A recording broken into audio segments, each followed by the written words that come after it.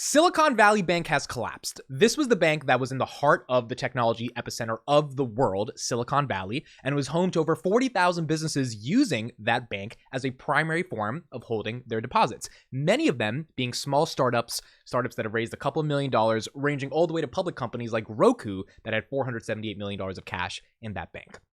Now, that bank collapsed, and it led to some fundamental questions about why the bank collapsed. Quick TLDR, there was so much funding in 2021 from venture capitalists. Those venture capital dollars poured into startups. Those startups put that money into Silicon Valley Bank because it's been a trusted partner for the past 40 years. The bank was like, we have too much money. We don't need to mitigate our risk. We just need to get as many returns as possible. They invested in mortgage-backed securities. Interest rates went up. Mortgage-backed securities lose all of their value when interest rates go up. It's a really low interest rate phenomenon in which those perform well. As a result, startups had to take their money outside of the bank because now that interest rates are going up, the cost of capital is more intensive. And so startups can't afford to just have their money in the bank. They have to take that money out.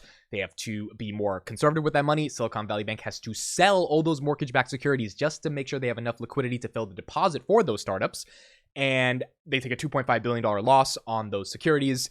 A bank run happens because people get word of the fact that they might not have enough liquidity to cover all these deposits, and then it compounds on each other. More people take their money out. The bank ultimately collapses. The federal DIC, I forgot what it stands for, but the FDIC is basically insured all depositors. And so the taxpayer doesn't technically have to pay for all these banks. It's more banks that fund the FDIC with insurance premiums that are going to be covering all the depositors and making them whole. Now, this begs the question, could this have been prevented? And technically, it might have been able to be prevented, and that's what we're going to talk about a little bit after we go through the latest PR that just broke with Palantir, which I think plays a role, and it has very interesting timing for why it came out today of all days.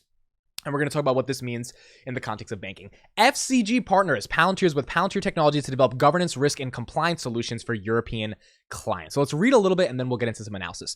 FCG, a leading European governance, risk, and compliance advisory firm, which is basically just a consulting firm, is announcing a partnership with Palantir. Together, FCG and Palantir will develop GRC services for clients across a wide range of sectors and geographies throughout Northern Europe. A couple of quotes from the people at FCG and Palantir. So Christian Benzer, the group CEO, says, "We are pleased to partner with Palantir. Our clients face increasingly complex GRC and business challenges, and we believe that our new joint solutions combining Palantir's advanced technology with our GRC expertise will bring significant value to our clients." Noam Persky, the Nordic lead at Palantir Technologies, says, "We look forward to working with FCG to make the Nordic financial sector smarter, more secure, and more sustainable. Combining FCG's unique industry expertise with our groundbreaking technology platform will enable financial institutions to deliver innovative services to their customers faster and more efficiently than ever before." Now, the interesting thing about this is Palantir's AI technology and experience in data analytics paired with FCG's extensive GRC expertise, which again, GRC is the governance, risk, and compliance solutions, will enable customers to leapfrog in tech enablement, ultimately gaining more insights from their business data.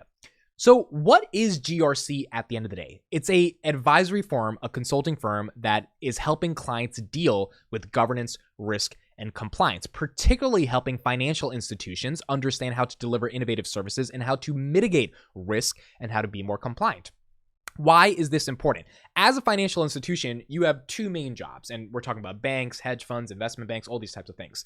You need to make sure you're compliant with the government, so you can't be doing something that is not compliant, and that comes in a variety of ways. Just making sure you have enough funds to cover deposits is one way of remaining compliant, and then also making sure that when customers are putting money inside of the bank, you are also making sure that the way the customers are depositing that money, the way that deposit is then being used to invest in other things, is being done within compliance. And a lot of these compliances and regulations changed after the 2008 collapse. The second thing you have to do, which arguably is probably the most important thing, is you've got to mitigate risk. As a financial institution, if you are getting billions of dollars of deposits from clients that trust, that have faith in you, whether you're a regional bank or you're a big four bank, that you will make sure that money is safe and secure so that if I need to take out $100,000 tomorrow, I can get that $100,000. Well, you need to have that $100,000. But if the business model of your bank is taking that $100,000 and then lending it to someone else and making interest with the hopes that that person doesn't need that $100,000, if they only need $5,000, then yeah, we've got the $5,000 and we're investing the other $95,000. Well, that's how you make a lot of money. And if a lot of people trust you, you have all this capital, boom, you can do stuff with it.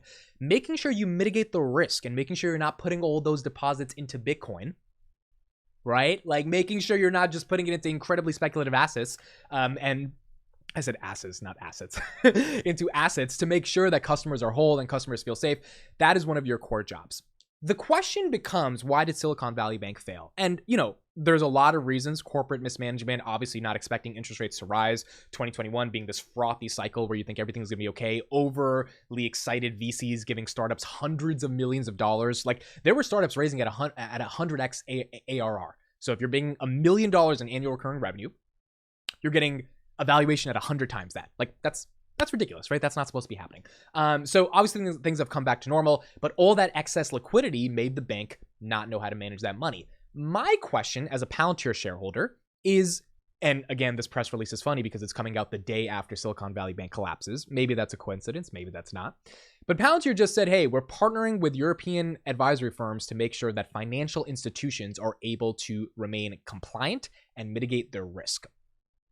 One could imagine if you had the business intelligence of Palantir, the ontology of Palantir, the operating system of Palantir for your business as Silicon Valley Bank, you would be able to easily pattern match, recognize that rising trends in the world, like interest rates going up, and the things that you have on your balance sheet probably are inconsistent and incongruent with the reality of what's actually happening. And that's how smart Palantir software is. I mean, that's the entire way that Palantir, on their website, they have an anti-money laundering AML suite of services where they are able to implement their software within a platform or within a bank, and that bank can then use that software to track different things that are happening. They can see if money is going out. They can see if there's too much money being put in from a suspicious location. Like, all of this stuff imagine at hyper level, because the stuff I named is very basic, is being done with Palantir software. And we know this because one of the leading financial institutions in the world is using them. Morgan Stanley. This is a 15-minute video. I'm not going to go through the whole thing, but at the recent FounderCon, Morgan Stanley did an entire 15-minute talk on why Palantir and software security plays an incredibly important role within their bank and how they use their bank. Now, Morgan Stanley also reported a 8.4% increase in ownership in February of 2023. So, that's here or there. Maybe they're going to sell, maybe they're going to keep it. But the bank itself, it makes sense why they own the stock, because they own it. And again, you can go through this video yourself. I'll put it in the description. But we know one of the world's leading financial institutions uses Palantir for the exact reason that Silicon Valley Bank failed, to make sure that they don't fail.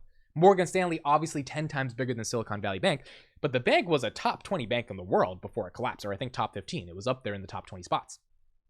I mean, there's a world in which you could imagine if they had implemented Palantir software, this could have been stopped. And I also don't think this is a stretch, because how many times have we heard Palantir software being used to stop terrorist attacks, to literally make sure Europe's government doesn't turn into this far-right, fascist regime? I mean, we've heard these many, many times. We've heard Palantir be very successful, not only catching Osama bin Laden, but also being one of the pivotal pieces of software to stop or to figure out what was going on with Bernie Madoff and put an end to his Ponzi scheme. I mean, like, it's just not a stretch to me to assume that Palantir in the financial sector, something that they've been doing for a very long time, and having a bank like Morgan Stanley be one of their biggest clients, to the point where they did a presentation for their, conference. It really doesn't help Morgan Stanley going to that conference. It's all marketing for Palantir. The fact that they wanted to do that means the partnership is ingrained, the partnership is deep, and that they're getting value from the partnership. And maybe a lot of regional banks should opt into thinking that, hey, we need to learn how to mitigate risk. Humans aren't at the best at doing it. Maybe some AI is way better at doing it. And maybe Palantir Technologies could play a pivotal role. So those are my thoughts. We got a new partnership with GRC. Haven't got a new partnership in the past couple of weeks. Overall, I think this was an interesting partnership. Not going to move the stock, nothing crazy like that. But it is interesting to see them release a partnership about helping financial institutions remain compliant and manage risk the day after one of the biggest financial institutions in the world decides to fall apart. And now everyone's left wondering what's going to happen with interest rates now that this has happened. Is this going to be more deflationary? And what's going to happen in the broader scheme of regional banks and how depositors will be protected.